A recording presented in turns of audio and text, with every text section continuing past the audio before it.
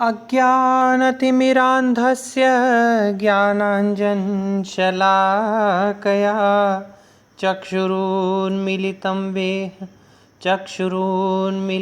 येन तस्मै श्रीगुरवे नमः। तस्मै श्रीगुरवे नमः। तस्मै श्रीगुरवे नमः। प्रिय विद्यार्थियों, कल हमने काव्य प्रयोजन के ऊपर चर्चा की थी। आज हम काव्य के हेतु के विषय में चर्चा करेंगे। काव्य के हेतु कारण के विषय में लिखते हुए मम्मट कहते हैं कि शक्ति निपुणता लोक शास्त्र काव्यादि अवेक्षणात् काव्यज्ञ शिक्षया अभ्यासः इति हेतुस्तदुद्भवे। इति हेतु, ये हेतु है, तत् उसके उद्भवे, उद्भव में, उसके निर्माण में, उसके किसके, तत् इत्युक्ते काव्यम, काव्य के निर्माण के ये तीन हेतु हैं। कौन कौन है? शक्ति, पहला सामर्थ्य होना चाहिए उस व्यक्ति में, जो भी काव्य की रचना करना चाहता है उसके अंदर शक्ति होनी चाहिए, सामर्थ्य होना चाहिए। दूसरा क्या कहा? लोक शास्त्र काव्यादि अवेक्षणात्, लौकिक शास्त्र, व्यवहार शास्त्र, शास्त्र इत्यादि और काव्यों के अवेक्षण से, पर्यालोचन से, अध्ययन से उत्पन्न निपुणता। एक थी शक्ति, दूसरा विभिन्न प्रकार के ग्रंथों के अध्ययन करने से प्राप्त जो निपुणता है वह, तीसरा काव्यज्ञ शिक्षयाभ्यासः, काव्य को जानने वाले गुरुओं की शिक्षा के अनुसार किया जाने वाला अभ्यास। ये तीन हेतु तदुद्भवे, ये उसके काव्य के निर्माण के हेतु माने गए हैं। अब बड़ा आश्चर्य होगा, तीन अगर यहाँ हमने देखे तत्व तो हेतु, हेतु, हेतवः, तो हेतवः शब्द होना चाहिए, लेकिन यहाँ हेतु एक वचन में प्रयोग क्यों किया है? आगे कहते हैं हेतु न तु हेतवः। ये सब क्या है? हेतु है, न तु हेतवः, हेतु नहीं है, ढेर सारे हेतु नहीं है। क्या? अब देखिए आगे इसकी वृत्ति पर चर्चा करेंगे हम। शक्ति क्या है? कवित्व बीज रूप संस्कार विशेषः याम विना काव्यम न प्रसरेत। शक्ति क्या है? कवित्व के बीज रूप संस्कार विशेष हैं, अर्थात पिछले जन्म के या पूर्व समय के संस्कार जो है वह उस मनुष्य में अगर विद्यमान है तो वह उसकी शक्ति है, उसकी प्रतिभा है। आप लोगों ने कई बार देखा होगा 2 वर्ष, 3 वर्ष, 4 वर्ष, 5 वर्ष के बच्चे ढेर सारे पिछले ग्रंथों की, बहुत बड़े बड़े ग्रंथों की व्याख्या करने लग जाते हैं। किसी को गीता कंठस्थ है, किसी को कंप्यूटर के बारे में।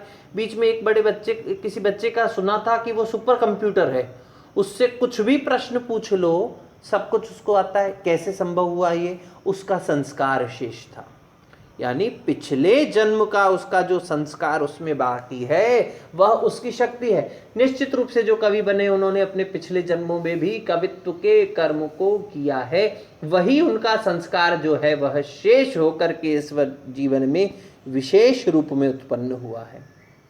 अब कैसे? आप ध्यान दीजिए, पंखा चल रहा है, हमने जैसे ही बंद किया, उसको बटन को बंद किया तो पंखा क्या अचानक से बंद हो जाता है क्या? नहीं। क्यों नहीं बंद होता? उसमें संस्कार शेष है और वो पंखा चल रहा है। अब उस चलते हुए पंखे में जैसे ही आपने वापस बटन दबाया, पंखा वापस गति को पकड़ लेता है। लेकिन अगर पंखे को बंद करने के पश्चात बहुत लंबे समय तक छोड़ दिया जाए, जब पंखा पूर्ण रूप से स्थिर हो जाए और फिर आप चलाओ तो चलने में देर होती है, लेकिन जब उसमें वह संस्कार शेष रहता है तो वह तीव्र गति पकड़ लेता है। यही कवित्व का बीज रूप जो पिछले जन्म का संस्कार किसी के अंदर विद्यमान है वह शक्ति कहलाता है। और इस शक्ति के बिना काव्यम न प्रसरेत, काव्य की रचना संभव नहीं है, काव्य बन नहीं सकता। और प्रसृतम वापि हसनीयम स्यात्, और मान लीजिए कोई बना भी लेवे, तुकबंदी कर ले, छोटा मोटा कुछ लिखा लेवे, तो उपहसनीयम स्यात्, वह उसके उपहास का ही कारण बनेगा। तो शक्ति होनी चाहिए, पहला तत्व। दूसरा क्या कहा? लोकस्य स्थावर जंगमात्मकस्य लोकवृत्तस्य, इस लौकिक अर्थात स्थावर जड़ और चेतन जगत के व्यवहार के। फिर क्या कहा? शास्त्राणाम, शास्त्रों का, शास्त्र कौन कौन से हैं? छंद शास्त्र, व्याकरण शास्त्र, अभिधान शास्त्र, संज्ञा शास्त्र, कोश इत्यादि विभिन्न प्रकार के जितने भी शास्त्र हैं। उसके पश्चात आगे देखिए छंद, विभिन्न प्रकार के शास्त्रों का, छंदों का, व्याकरण का, अभिधान, संज्ञा कोश का, कोश किसको कहते हैं? शब्द कोश को। कला, 64 कलाओं का, चतुर्वर्ग, 4 प्रकार के वर्गों से संबंधित जितने भी ग्रंथ हैं, धर्म अर्थ काम मोक्ष इत्यादि के ग्रंथों का, तुरग खड्गादि लक्षण ग्रंथा नाम, और तुरग खड्ग इत्यादि के हाथी घोड़े और खड्ग संचालन इत्यादि के लक्षण ग्रंथों का, काव्यानाम च, महाकवि संबंधी नाम और महाकवियों से संबंधित विभिन्न प्रकार के काव्यों का, आदि ग्रहणा इतिहास आदि नाम च, और आदि जो शब्द लिया गया है, लोक शास्त्र काव्यादि, आदि मतलब इतिहास इत्यादि नाम, अर्थात रामायण महाभारत पुराण इत्यादि के विमर्शनात् व्युत्पत्ति, जो विमर्शन से पर्यालोचन से जो उत्पन्न बुद्धि है, व्युत्पत्ति है, वह निपुणता है, वह श्रेष्ठता है। लौकिक जड़ और जंगम जगत के व्यवहार का, विभिन्न शास्त्रों का, छंद व्याकरण अभिधान कोश कला चतुर्वर्ग तुरग खड्ग आदि लक्षण ग्रंथों का, और महाकवियों की महाकाव्यों का, और इतिहास पुराण इत्यादि ग्रंथों के बार बार विमर्शन से, पुनः पुनः अध्ययन करने से जो हमारे अंदर निपुणता आती है, वह निपुणता। दूसरा तत्व फिर क्या करता है? तीसरा क्या कहा? काव्यज्ञ शिक्षयाभ्यास, काव्यम कर्तुम विचारयितुम च ये जानन्ति, जो काव्य की रचना करना जानते हैं, उनका निर्माण करना जानते हैं और उन पर विचार करना जानते हैं, यहाँ ये ठीक है, यहाँ ये सही नहीं है, उसमें जो काट छांट करना जानते हैं, तत् उपदेशेन, ऐसे काव्य को जानने वालों के उपदेश से, करणे योजने च, निर्माण करने में और जोड़ तोड़ करने में, च पुनः पुण्येन प्रवृत्ति, जो पुनः पुनः हमारी प्रवृत्ति होती है, वही अभ्यास कहलाता है। क्या हुआ? जो काव्य का निर्माण करना जानते हैं या काव्य बनने के पश्चात जो उसमें जोड़ तोड़ प्लस माइनस करना जानते हैं, भैया यहाँ पर ये शब्द ठीक नहीं, इसकी जगह ये लगा दिया जाए, यहाँ ये शब्द ठीक नहीं, ये लगा दिया जाए, यहाँ ये सही है, इसकी जगह ये, इस प्रकार से जो जोड़ तोड़ करने को जानते हैं, ऐसे विद्वान लोगों के, काव्य को जानने वालों के उपदेश के अनुसार, करणे योजने च, निर्माण करने में और जोड़ तोड़ करने में बार बार जो प्रवृत्ति होती है, उसे ही अभ्यास कहते हैं। त्रयः समुदिता न तु व्यस्ता, ये तीनों तत्व मिलकर के ही इसका हेतु बनते हैं। समुदिता, तीनों मिलकर के एक तत्व बने, अलग अलग नहीं है। जैसे हमने कहा दीपक जल रहा है, तो दीपक में हमने क्या क्या देखा? बत्ती भी है, तेल भी है और दिया भी है।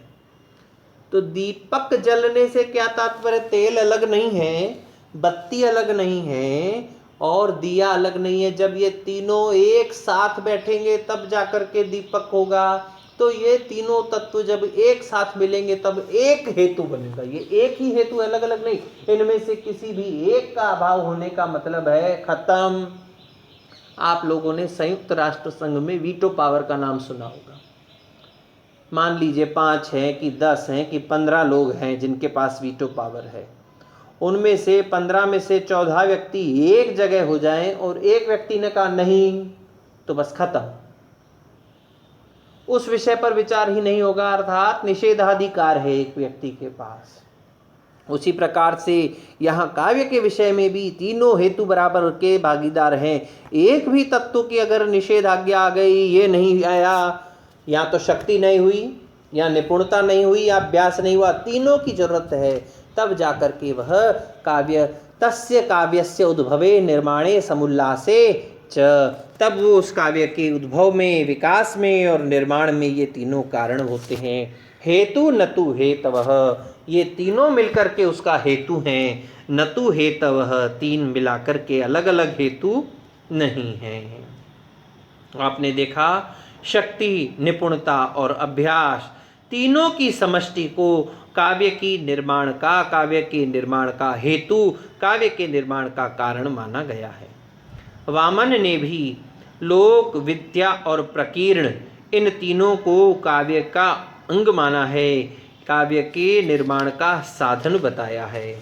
इसी प्रकार से अनेक अन्य कवियों ने भी, अनेक अन्य आचार्यों ने भी काव्य के हेतुओं के विषय पर चर्चा की है।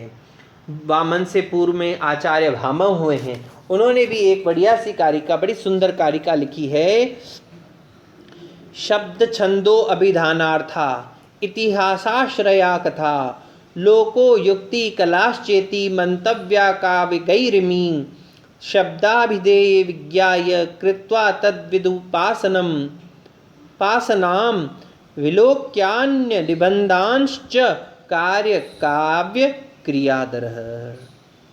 इन्होंने भी अनेक तत्वों को मिला करके काव्य का हेतु बनाया है। इसी प्रकार से हमने देखा और भी अनेक आचार्यों ने काव्य के हेतु के विषय में चर्चा की है। तो हमने देखा कि काव्य के निर्माण में तीन हेतु, तीन समुदित नहीं, समुदित हैं, व्यस्त न होकर के, अलग अलग न होकर के, एक ही हेतु के रूप में तीन तत्व हैं। एक शक्ति, दूसरा निपुणता और तीसरा अभ्यास। इन तीन में से एक के भी अभाव होने पर काव्य का निर्माण, काव्य की रचना या उसमें कोई सुधार संभव नहीं है। कल हम काव्य के विषय में आगे चर्चा करेंगे कि काव्य कितने प्रकार के होते हैं, उनके कितने भेद हैं और किस भेद के क्या लक्षण हैं, क्या उदाहरण हैं। कल इस विषय में हम चर्चा करेंगे अगली कक्षा में। तब तक के लिए ओम शांति।